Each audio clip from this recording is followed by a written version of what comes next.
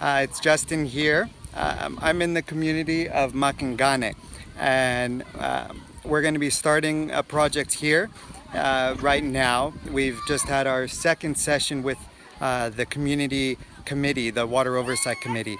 But all of our projects take place in the school, so I just want to kind of give you an introduction to the school that we're going to be doing a project in now. Along with this, I'll be sending you our primary surveys that we've done with the school and with the community to see where they've been having to fetch their water from, kind of what their vulnerable situation is currently, et cetera, and how we've come to decide on this school, because that's quite an involved process. But I just want to introduce you to the school. Right now we have Pauline, our director of hygiene, sanitation, and health, teaching the committee. We call them a comité. That's how they pronounce it in Portuguese, a comité. Over here, they've been starting to build the garden, and here is the school. So if you'll allow me, I'll give you a little tour. So this is the school here.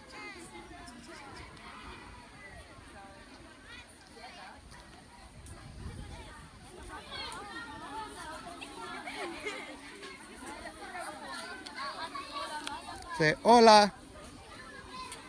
Say hola. Hola. Vamos a falar.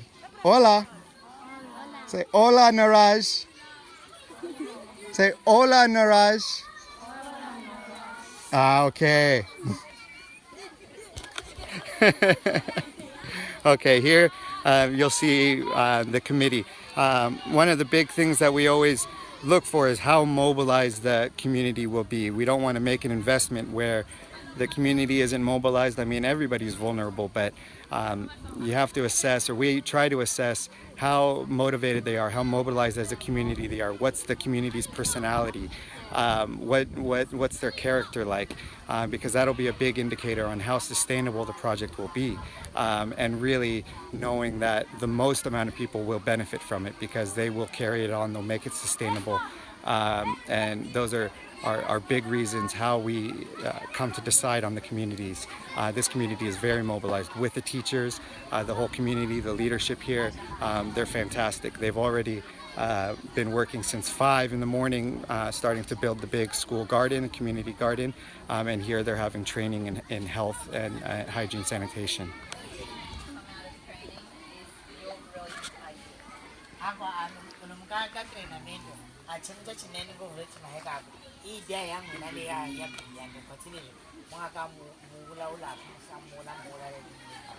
Already on the first day, you are telling me ideas and answers that we shouldn't be talking about for maybe 3 weeks from now.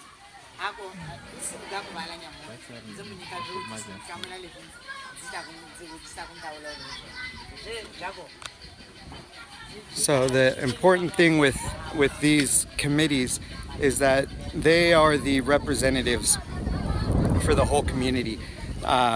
They many times, like in this community, there's just a leader. They do have a small school council, like kind of like PTA in the States. But other than that, there's no other leadership infrastructures that handles things, the most important things in the community, like water, or the health of the community, or the sustainability of the community, further development of the community. So the people that you just saw are the emerging new leaders in the community. It's a really spectacular thing, and they carry a great responsibility. They work really hard with us while we train with them for these next 2 months. And we require that a majority be women. And in these communities, women aren't, they're not oppressed, but they're not usually given great leadership responsibility. And something with water, it is the role of women to be collecting water. The girls, they don't go to school when they menstruate. So the water issue is a women's issue. So we require that at least half of the members of the committee are women. And it's quite spectacular to see these new female leaders emerge.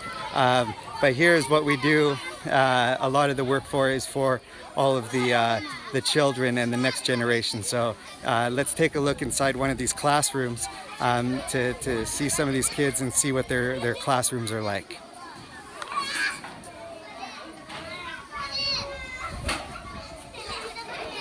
Hola. ¿Puede entrar? Ah.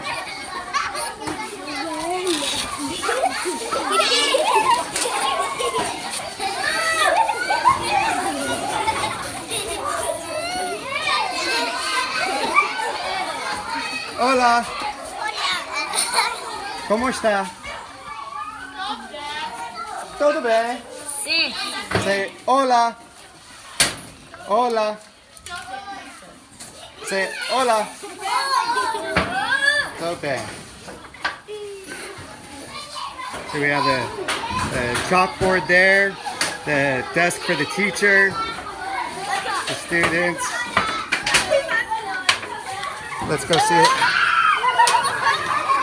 Let's go see another classroom.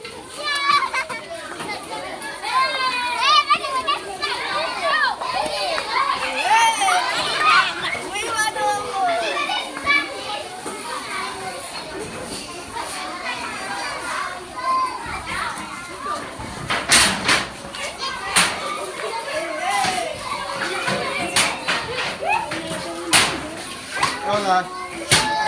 Say hola. Hola. ¿Cómo está?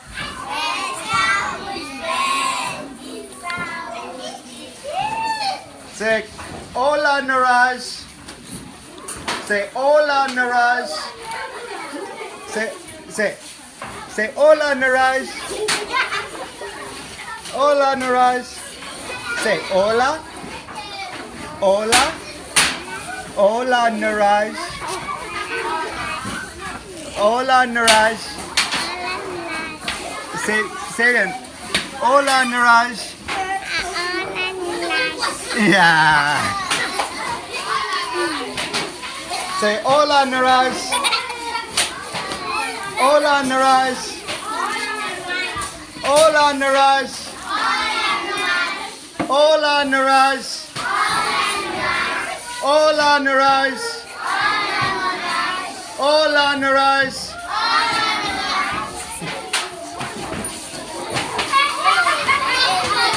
All right. We'll catch you soon. Actually, let me show you where we'll probably drill. As you can see, the professors are probably not happy with me that I'm creating a little bit of a disturbance, but I guess I don't really know another way.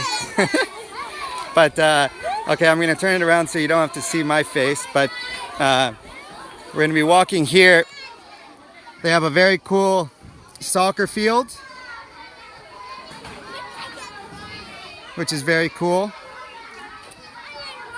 And then these houses over here is where the professors live. They live on the school grounds, which is a really good thing for making sure that somebody's always at the project, always seeing the well, making sure that all things go well, and especially with the garden. So we've decided to put the well close to the teachers over here, and then the garden right over on the other side. And that's really good if the garden is near the houses of the teachers, because that way when things are growing, nobody comes in the middle of the night to, not that it would happen, but just to be safe, stealing things from the garden or what have you. I mean, it's just always good to have somebody right next to your stuff. So we want to have the water well right next to the garden as well to help that process, obviously, of getting water inside the garden. So right here is probably where we are going to drill, in this area here. Tomorrow we're bringing the company to do a hydrogeologic survey in the community in this area right now, to know what's really going on, how far we're going to need to drill, and kind of know the whole geological makeup of the land. And then here is where the garden is. They call it a mashamba. That's the word for it. The local word for a garden is a mashamba. And it's really cool what we do in terms of agriculture, because they don't grow anything besides maize, corn and this fruit called this cassava. You probably know what cassava is. And at this time of year, it's really hot, so they don't like to grow anything. They just feel that they can't. And there's very simple technologies that we show them of how they can grow those types of horticulture, tomatoes, lettuce, eggplant, and especially things that you can go to market with and generate income. We will start to talk to the committees. Actually, on Monday, our plan is to talk to them, on basics of supply and demand, quality versus quantity, how to provide things to the market that, that have a demand, but they're not able to be produced because of what they conceive as, impossible to grow at this time of year. So we know ways that is very, very cheap for them or no cost at all to grow things at this time of year. For instance, putting corn on the sides of the beds, the garden beds, and when the maize grows, it creates a shade for the tomato, so they can grow things in this hot time. So now the community has already cleared the land and started to build the fence. We provide the materials, but for them to have skin in the game, we have them or work with them to build the fence and do everything for them to, again, just facilitate ownership and having that skin in the game. So they've started it here, everything built with local materials. We try to do things so that they can replicate it in their own homes. The materials here. Here's the fence. And then this is the land for their garden. They've cleared it and done an incredible job. So this has been a really long video, but just for you guys, I really, really am grateful for your partnership and very excited to in partnership with you, side by side with you, help change the lives of a few thousand people just right here. It's quite an incredible thing. In Mozambique, they have a saying that I love. It says, "Estamos juntos." It means we are together.